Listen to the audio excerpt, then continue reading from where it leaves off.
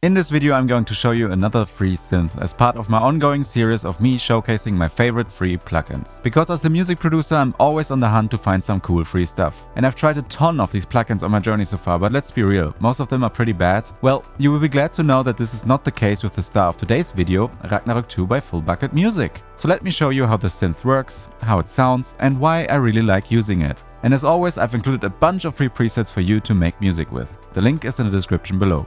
So what is Ragnarok 2? It's not, as you might think, part 2 of Norse gods fighting and unleashing the apocalypse upon us, but instead an emulation of a rather obscure analog lead synth from the 80s. But it's not just a carbon copy of the original, it also includes quite a few features that are unique to the digital version only. So let's get into it. Yeah, you have your oscillators down here and each of them can be stacked with up to 4 octaves. What's also new about this version of the synth, version 2, is that it also includes a saw wave oscillator. It didn't have that before. But yeah, there's more. There's also this interval section here, which adds a square wave oscillator again, but at default it's set to a fifth. You can control this up here at this int knob.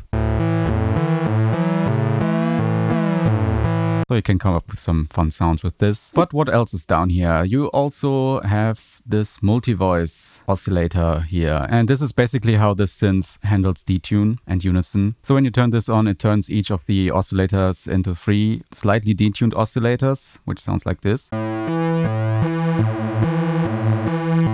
Which is pretty neat. Yeah, you also have this oscillator section up here, where you can choose between a clean mix of the oscillator, like this, and you can also add some noise until you get to full white noise. Yeah, you can also adjust the pitch LFO here, which is pretty fun. Yeah, then there's this envelope here. You can make some really fun stuff with that. But then there's also this hard sync option here, which lets you sync the interval oscillators and the multi-voice oscillators to the main oscillator. So it only works if you have these turned on.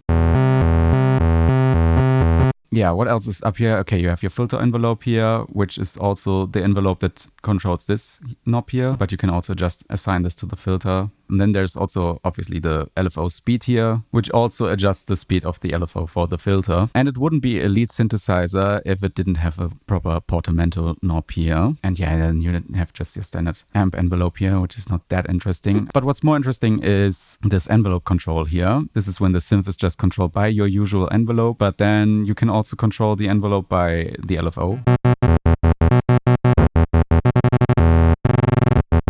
Which is pretty cool. Yeah, then there's also this host section here where you can basically create an arpeggiator. And the length of the notes is controlled by this knob up here.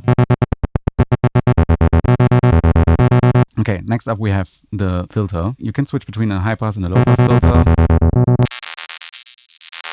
And you also have 4 slopes. You have a 24, 18, 12 and 6 dB slope. There's an LFO for the filter. But that's not everything, because we also have this effects section here. You have the drive, which sounds like this. And yeah, then there's also a chorus in here. You can choose between 2 types of chorus. So that's also pretty nice. And then the last thing down here is this static 7-band filter, where you just have an equalizer in here.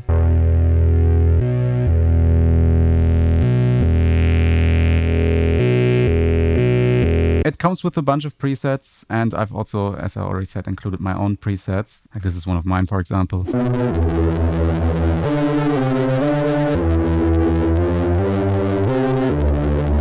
Or this nice pad here.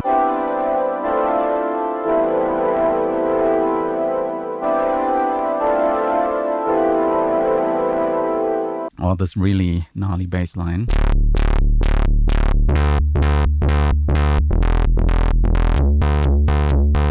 So yeah, I think this is a really fun synthesizer. It just has a certain characteristic that you don't really hear often in other synthesizers. It sounds a little bit like Sci-Fi, I think. It also looks like some sci-fi ship from the 80s, so that's also pretty neat. Yeah, thanks for stopping by. Maybe subscribe, maybe leave a like, and I'll see you in the next one. Bye!